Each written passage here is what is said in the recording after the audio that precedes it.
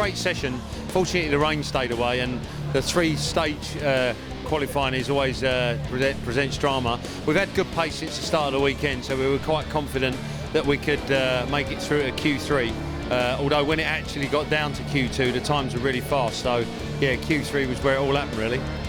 Shaky Byrne then is on pole position for Rapid Solicitors Kawasaki. Both the Lloyds British GBmoto Kawasaki's join him on a Kawasaki front row. It was a good day for the Lloyds British GBmoto squad. Both James and I ended up on the front row, which was great.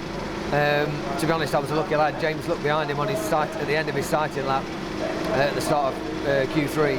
So I was right behind him, and he got two choices: either roll off or to get his head down and give me a bit of a tow. And it definitely did me a favour to have a big carrot to follow. And I owe James a big thank you, which I've obviously done, because otherwise I don't think I'd have ended up second on the grid for sure.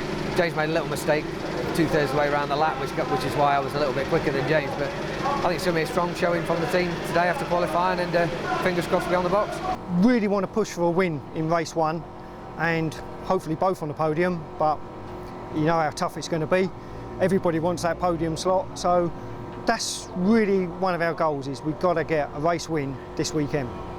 You never know till you get around the first few corners here at Brands Hatch, but we just need a good strong start, the pair of us, keep out of trouble on the first couple of laps.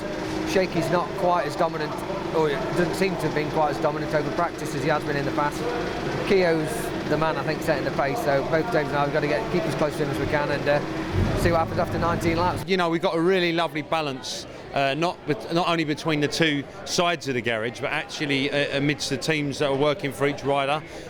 Really happy, cooperative sort of bunch of guys that are really passionate about this, and yeah, so the mood is happy and confident, but this is superbike racing, and you know, it can all go wrong literally by turn one, so it's fingers crossed, it's race day, and we'll see what happens when the flag drops.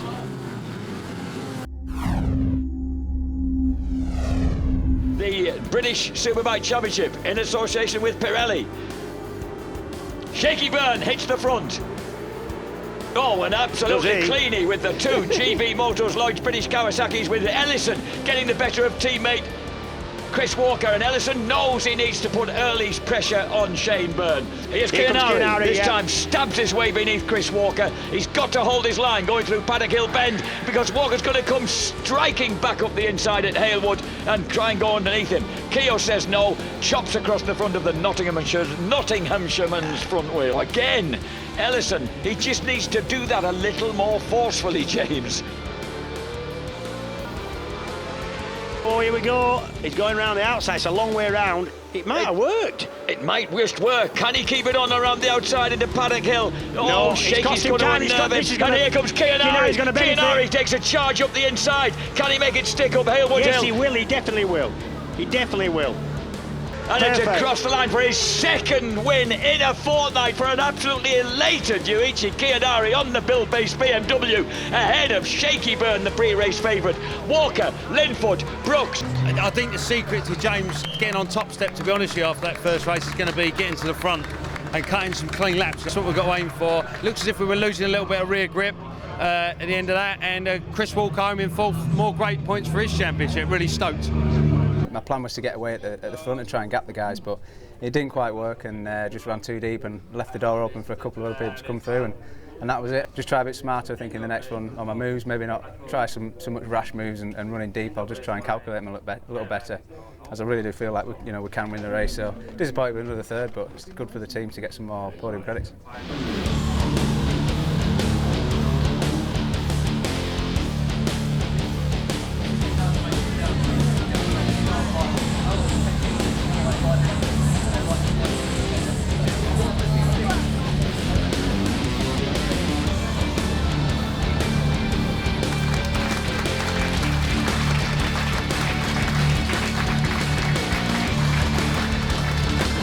We really need to start winning. It's really, really vital for us if we're going to be in a fight for the championship, which we should be at the end of the year. I need to start winning. I need to start getting those points back from him, and with the showing this weekend, I feel we're stronger than him, and we really should be winning, so definitely going to be pushing for the next one. I look back at my career, I don't really know everybody else's inside out, but the years where I've had a good year, I've had a great team behind me, I've had a great bike underneath me, and the belief from the team and myself by being fit enough to do the job right.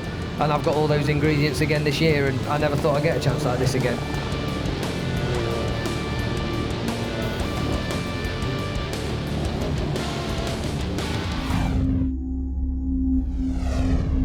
On pole position, Shaky Byrne. When the red light goes out, they're off. Shaky makes the first move towards the first turn and gets a really clean start ahead of the Kawasaki's and the BMW.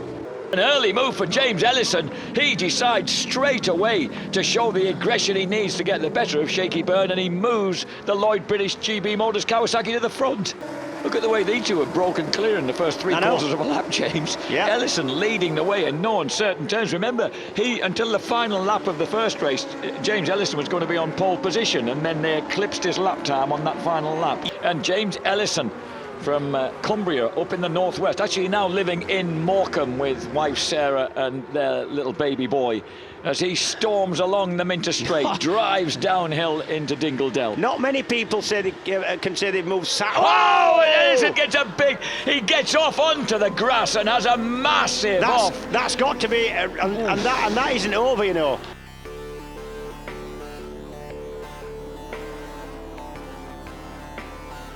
Englishman, Japanese, Czech Republic on the front row of the grid, on respectively Japanese, Italian and German motorcycles, and it's the two off the front row of the grid who get to the line first. Down they go, plunging up Hawthorne Hill. Chris Walker makes one of his stalker speciality starts. He's through to third place point, and someone's gone down again. Main wearing watch. smart. There it is, look, there's someone coming out. That's I've got to say, that doesn't look like oils. It's not smoky enough. That is coolant. I remember once at Mizzano, I remember once at Phillip Island, and off went the front. Yes, here we go, we're racing again. And then straight away, Kianari jumps to the front and surprises Shaky Byrne. That was something of a surprise to all of us. He's going on the inside though. Shaky's going for the inside. Ray, I suddenly thought they were holding their hands up then, straight away up the hill. Yeah, they were, absolutely were. Butchers, you'd like a clear track. I don't envy him. 15 laps, Shaky Byrne, steady up, but a good start. Not such a good start for Kianari. Even Brooks has a poor one. And then tiptoeing downhill, this is the careful bit. Stuart Easton very gently keels across in front of Chris Walker and nudges into third place. Chris Walker's up the inside of him though now. Oh, he's not got no room. They're all round, and they are taking it really, really steadily. No, I tell you what, he's gone off the dry air part of the track. He's got it down a gear too much, I think. He's gone down one too many gears. The thing's locked up as he released the clutch, and that sent him straight on, and it doesn't take much. A terrific result for Tycho Suzuki and Josh Waters. Bridewell, Byrne, Kirkham, Linfoot, Brooks. Chris Walker, number 9, crosses the line in 9th place. A bit of a damp, literally finish to our meeting. Still waiting news back from the medical centre on James Ellison, although the information we do have indicates that his injury may be a little bit more serious than we first thought. A real good effort in very difficult conditions from Chris in the second race, but ultimately a little run off or run on halfway through the race damaged the finish, but still some points for him. Kept it upright and brought it home, so his championship's alive and well, and we'll see how move on next to Thruxton, seeing how James is and rebuilding from here.